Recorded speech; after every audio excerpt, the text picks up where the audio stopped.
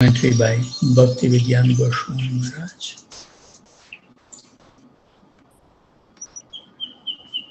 So we have read the story of the Krishnadas Babaji. He went to Dwarka where he was stamped on his shoulder, and then he came to the Braj, and Radharani rebuked him that go away from here. Then he fasted for 3 months, Haribol, chanting Hare Krishna Mahamantra. And I'll read couple of lines to bring up to the speech. In his heart, he was praying and weeping, repentance burning him inside. He was appealing to Srimati Radharani, imploring her. He fasted for 3 months, remaining in his hut. After 3 months, he suddenly saw that his body was wrapped in flames. Jagannath Das Babaji was in Vrindavan at that time, and he sent his servant to see what was going on with Krishnadas. The servant saw his body literally burning, like that of Sati, while he was sitting and chanting Hare Krishna. That's where we stop. So all the villagers came running. They crowded around and began peeping into his window, where they saw that their saint, whom they worshipped, was burning. As the flames reached his throat, he raised his hand so that he could chant the Mahamantra, holding his beads out of the flames. Suddenly there was a flash, and there was nothing left of him except for a handful of steaming ashes. Jagannath Das Babaji, who had also gone to see what was happening, began crying out to Krishna, Vipralamba, Vipralamba. He has burned in the flames of separation from Krishna. Haribol. This Babaji's disappearance day is still celebrated in springtime in that village. So someone who hears this story may have some doubts. Srimati Radharani is the Ladini Shakti of the Lord and the manifestation of His mercy. Why would she do that? We may think, what was so terrible in his going to Dwarka? Remember, Radharani says, now you are in the company of Satyabhamati. By way of explanation, the Acharya say that Radharani even rebuked Krishna himself. For example, when Krishna was at Kurukshetra, Radharani said to Krishna, quote, what are you doing? Why have you come here? Here horses are neighing, pounding the ground with their hooves, and elephants are fainting. Your wives are here also. Everything is so disturbing. Let's go to Vrindavan, because everything here prevents me from loving you. I am the same, so are you. I love you. You are my beloved, but I cannot love you here because there are so many obstacles. Only in Vrindavan can I love you. When an opulent, reverential consciousness appears in a devotee's mind, Srimati Radharani will not allow that person into heaven. Hari Bol. This is the secret we are hearing. She is the mistress of Vrindavan. She does not recognize anything other than the ultimate, infinite, absolute intimacy that is based on the ultimate, infinite surrender to Krishna. Nothing else will she accept. Therefore, giving instruction to his mind, Raghunath Das Goswami says, Api tyaktva lakshmi patiratim ito vyoma nayanim braje radha krishna swarati mani dau tvam bhajamanaha. Worship Radha and Krishna. And as a result of that, you can attain the greatest treasure in the world. That is your goal. The nature of the soul is to be a servant of God, fully surrender to Him. This ideal of our inner nature can only be realized in Vrindavan. That is what Sri Chaitanya Mahaprabhu came to give us. No one else has ever given that. Thanks to him, we can attain Swarati Mani, the gem of attachment to Radha and Krishna. And we must understand that this is the greatest treasure. This is the meaning of the instructions given by Raghunath Das Goswami in this verse. So we finish the commentary by Bhakti Vidyan Goswami Maharaj. From tomorrow we will take the commentary by Urmila Devi Dasi. So today also it's very auspicious day of Pap Mochani Ekadasi. So we should dwell on that. If you know the benefit, then we will be inspired to do it very nicely. You know, for all the Ekadasis, our great hero Yudhishthira Maharaj is asking directly to Krishna to get what are the benefits of doing different Ekadasis. And Krishna is responding. So Yudhishthira Maharaj says, "O Supreme Lord, I have heard from you the explanation of Amalaki Ekadasi, which occurred during the light fortnight of the month of Falgun, February, March. And now I wish to hear about the Ekadasi that occurred during the dark fortnight of the month of Chaitra, March and April. What is its name, O Lord, and what result can one attain by observing it?" The Supreme Personality of Godhead, Lord Sri Krishna, replied, quote, "O best of the kings, for the benefit of everyone, I shall gladly describe to you the glories of this Ekadasi, which is known as Papa Mochani. The history, Papa means sin and Mochani is to become free. The history of this Ekadasi was once narrated to the emperor Mandata by Loma Sarushi. You know, when we hear Loma Sarushi, who remember what happened? Loma Sarushi, who? Loma Sarushi cursed and for what? We recently did this. Who remembers? Shrutadhar, any?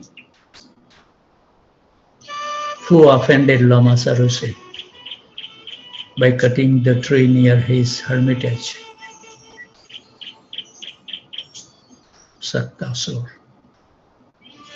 And he cursed, and that's the reason he has to came as a Saktasur demon. We should try to link so that way we can churn our brain. So the history of this Ekadasi was once narrated to the emperor Mandata by Lomasa Rishi, the same Rishi that cursed Saktasura. King Mandata addressed the Rishi as follows, quote, O great sage, for the benefit of all people, please tell me the name of the Ekadasi that occurs during the dark fortnight of the month of Chaitra. And please also explain the process for observing it. Also, please describe the benefit one gains by observing this Ekadasi. So Lamasa Rishi replied as follows, quote, the Ekadasi that occurred during the dark part of the month of Chaitra is named Pap Mochani Ekadasi. For the faithful devotee, it removes the influence of ghosts and demons. For lying among men, this Ekadasi also averts the 8 perfections of life, fulfill all kind of desires, purify one's life of all sinful reactions, and make a person perfectly virtuous, unquote. Still he continued, quote, now please listen to a historical account concerning this Ekadasi and Chaitra Rath, the chief of the Gandharvas, heavenly musicians. During the spring season, in the company of heavenly dancing girls, Chaitra Rath once came upon a beautiful forest, bursting forth with a great variety of flowers.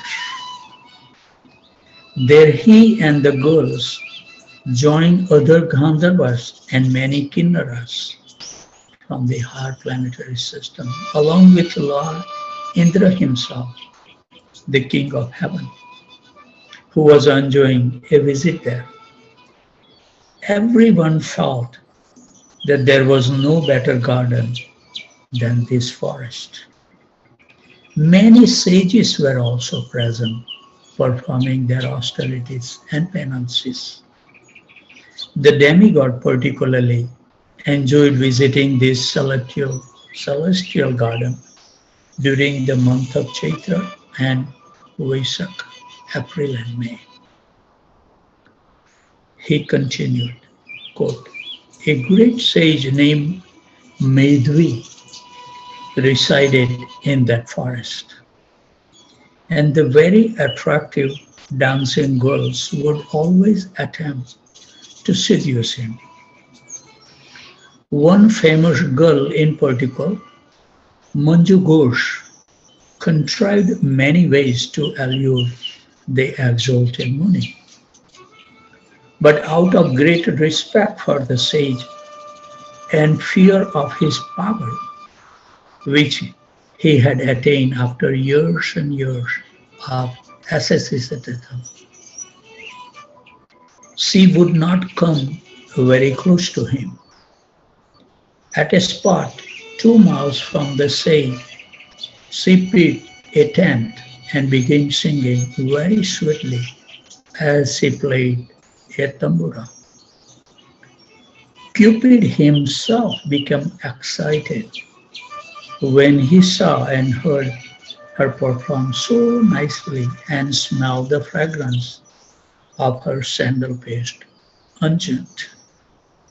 He remembered his own unfortunate experience with Lord Shiva and decided to take a revenge by seducing Medvi. Continued, quote, using the eyebrows of Manju Ghosh as a bow, her glances as a bowstring, her eyes as arrows, and her breast as target, Cupid approached Medvi in order to tempt him to break his trance and his vow. In other words, Cupid engaged Manju Ghosh as his assistant And when she looked at that powerful and attractive young sage, she also became agitated by lust. Seeing that he was highly intelligent and learned, wearing a clean white Brahmana's thread draped across his shoulder, holding a sannyasi staff and sitting handsomely in the ashram of Chavana Rishi, Manju Ghosh came before him, unquote. Continue, quote. She began to sing seductively, and the small bells on her belt and around her ankles, together with the bangles on her wrist, produced a delightful musical symphony. The sage Madhvi was enchanted. He understood that this beautiful young woman desired union with him. And at that instant, Cupid increased his attractions for Manju Ghosh by releasing his powerful weapon of taste, touch, sight, smell, and sound. Continue this. Slowly, Manju Ghosh approached Madhvi, her bodily movement and sweet glances attracting him. She gracefully put her tambura down and embraced the sage with her two arms, just as a creeper winds itself around a strong tree. Captivated Madhvi gave up his meditation and decided to sport with her, and instantly his purity of heart and mind abandoned him. Forgetting even the difference between night and day, he went away with her to sport for a long, long time. Seeing that the young yogi's sanctity had become seriously eroded, Manju Ghosh decided to abandon him and return home. So she said to the sage, quote, "O great one, please permit me to return home," unquote. Madhvi replied, quote, "But you have only just arrived, O beautiful one. Please stay with me at least until tomorrow," unquote. Fearful of the sage's yogic power, Manju Ghosh stayed with Madhvi for precisely 57 years, 9 months, and 3 days. But to Madhvi, all this time seems like a moment. Again, she asked him after this 57 years, 9 months, and 3 days, quote, "Please permit me to live," unquote. Madhvi replied, "O dear one, listen to me. Stay with me for one more night, and then you may leave tomorrow morning. Just stay with me until after I have performed my morning duties and chanted the sacred Gayatri mantra. Please wait until then," unquote. So Manju Ghosh was still fearful of the sage's great yogic power. But she forced a smile and said, "How long will it take you to finish your morning hymns and rituals? Please be merciful and think of all the time that you have already spent with me," unquote. Quote, the sage reflected on the years he had been with Manju Ghosh and then said with great astonishment, quote, "Why I have spent more than 57 years with you." His eyes turned red and began to emanate sparks. He now regarded Manju Ghosh as death personified and the destroyer of his spiritual life. Quote, "You rascal woman, you have turned all the hard-earned result of my austerities to ashes." Trembling with anger, he cursed Manju Ghosh. "O sinful one, O hard-hearted, degraded one, you know only sin. May all terrible fortune be yours, O rascal woman. I curse you to become an evil hobgoblin pisach." Cursed by the sage Medvi, the beautiful Manju Ghosh humbly beseeched him, "O best of the Brahmanas, please be merciful to me and revoke your curse. O great one, it is said that association with pure devotees gives immediate result, but these curses take effect only after 7 days. I have been with you for 57 years, O Master, so please be kind to me." Quote, Medvi Muni replied to her, "O gentle lady, what can I possibly do?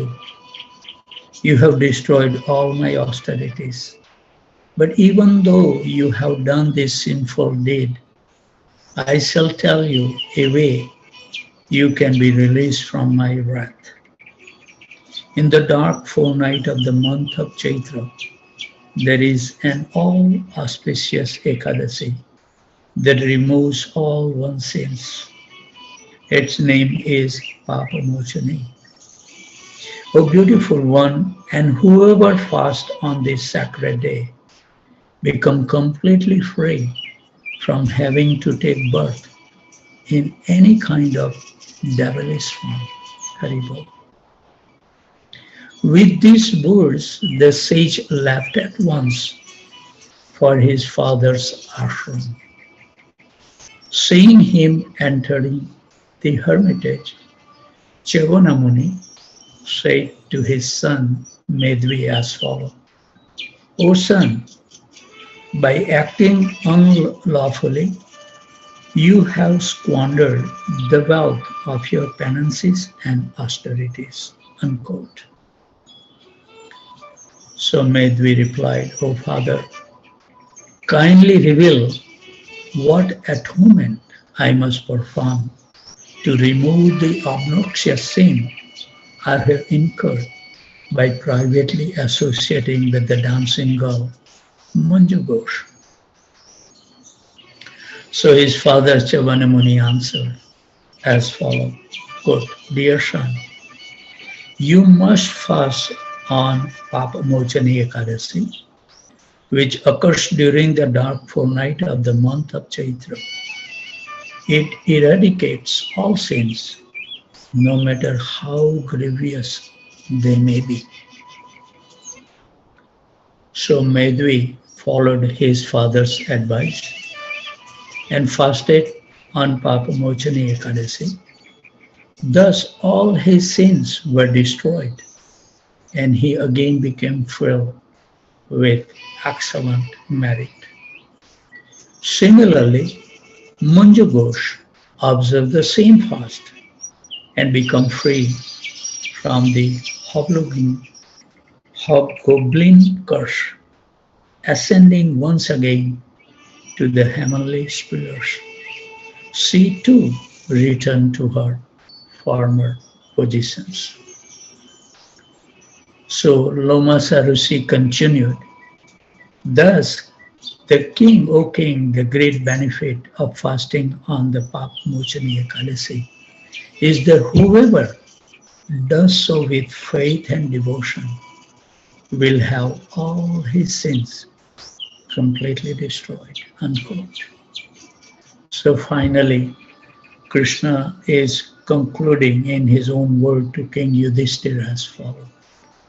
O King Yudhishthira, whoever reads or hears about Papamochani Ekadasi obtains the very same merit he would get if he donated 1,000 cows in charity. And he also nullified the sinful reactions he may have incurred by killing even a Brahmana, killing an embryo through abortion, drinking liquor, or having sex with his guru's wife. Such is incalculable benefit of properly observing this holy day of Papamochana Ekadasi, which is so dear to me, Krishna says, and so meritorious. So this is wonderful narration has been given. Who knows how many sins we may have incurred in the previous and this life.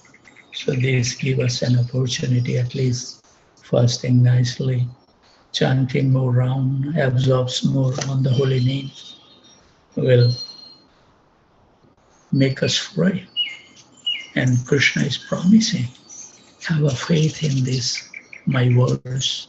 You will become free from abnormal actions that we cannot even perform. So what to speak of other sins that we may have incurred. So today is the very revealing day for all of us, that we can spend more time chanting Hare Krishna Mahamantra and fast with drinking water only. If you cannot do Nirjala with some limitations of our body, but reduce the intake as much as, so that we have more time, like most of the time we spend during the day cooking breakfast, lunch and dinner. Utilize those time to dwell on the message that we just read. So I think we have another 5-6 minutes that we will continue reading Prabhupada Lilamrta. We are on volume number 2, Beyond the Lower East Side. So we know that I will read one paragraph. Accompanied by a few disciples, Prabhupada went with Mr. Price to see the building. While Mr. Price, the devotees and the custodian of the house were all talking together in a group, Prabhupada wandered off unnoticed to a corner of the room where there was an old-fashioned sewing machine.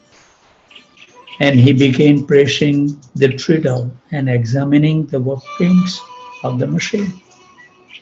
As Prabhupada rejoined the group, Mr. Price said, quote, "If you can just get $5,000 down, I can get the owners to draw up a contract. $5,000 down and another $5,000 within 2 months. That shouldn't be so difficult." Prabhupada liked the building and told Brahmananda they should purchase it. And we see that Prabhupada has collected already $10,000. So we will continue for a few minutes. Brahmananda was inclined to turn the money over right away. But Prabhupada said that first a suitable contract had to be drawn up. Mr. Price talked to the devotees in private, speaking in the Swami's interest and in the interest of the spiritual movement. And he seems to be promising them something even more than a contract. Perhaps he would give them the building. It didn't make sense that he could give the building, but he told them something like that. He wanted the devotee to think of him as their friend, and he invited them over to his house one evening. When the devotees gathered in his house, sitting stiffly on chair in his living room, which was lined with bookcases filled not with books, but with two-dimension designs depicting rows of books he continued to flatter them. He praised Hayagriva's writing, and Hayagriva was obviously embarrassed and flattered. He praised everything about the devotees. He also spoke of how his dog has recently died and said, quote, "The house seems empty without the little fellow," unquote. He was an unusual man, effeminate and full of flattery and praises. Prabhupada remained reserved after his first meeting with Mr. Price, though he was interested in getting the billing if the proper arrangement could be made.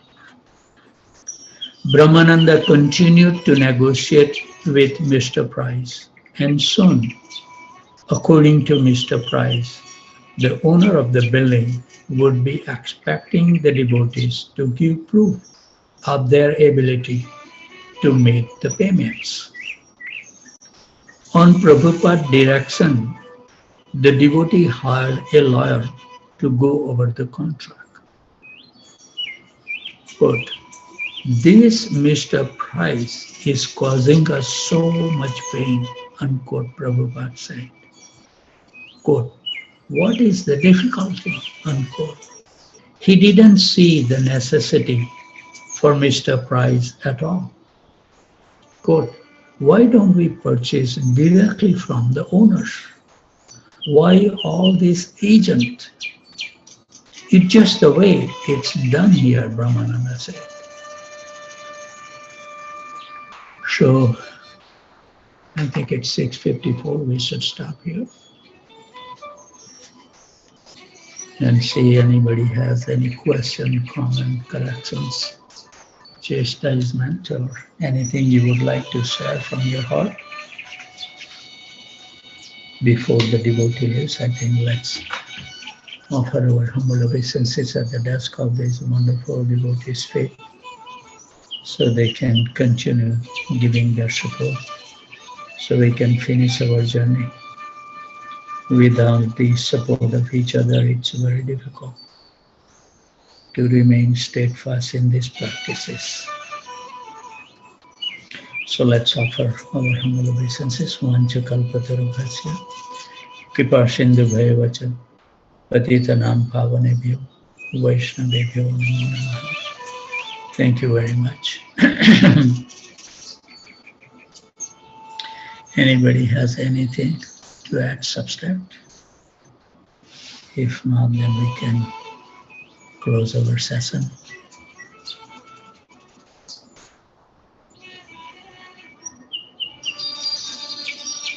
Nothing to say. Everybody is absorbed in the benefit of the Papa Mochani Ekadasi. Try to fast and see if he can get purified. Who knows what nonsense we may have done in this life and the previous lives. That's the only reason we are here in this material world. We should not be proud. As it says that we are in the prisons, and maybe we may have a better room in the prison, but still we are in the prison. We should never forget that. When the word prison comes to my mind, I remember one story. The president of the country has the right to give release whoever he wishes from the jail. So one time he wants to visit the jail and see how he can improve the situation in the jail. So he started visiting room by room and talking to the inmates. How should I make your stay little better? So when he visited the first room, President asked him, what can I do for you? And he said, well, I have been in this cell for more than 4 years. They never painted the wall. Look at this, all these holes in the wall. All the paint is messed up. At least, if you can, please get it painted. So, President says, okay. Then he went to the next room and asked the inmate, what should I do? Then he said, oh, they give the same food every day. Why can't they serve pizza once in a while so we can enjoy our food? Okay. President says that I'll talk to the management to show pizza once a month. But finally, going through this room by room, when he came to the last, and President asked, what can I do for you? And that person was really wise. So he said, I don't want you to do anything. This is the horrible place. Just release me from this place. So similarly, I think it's that example that really applies to all of us. That what we ask from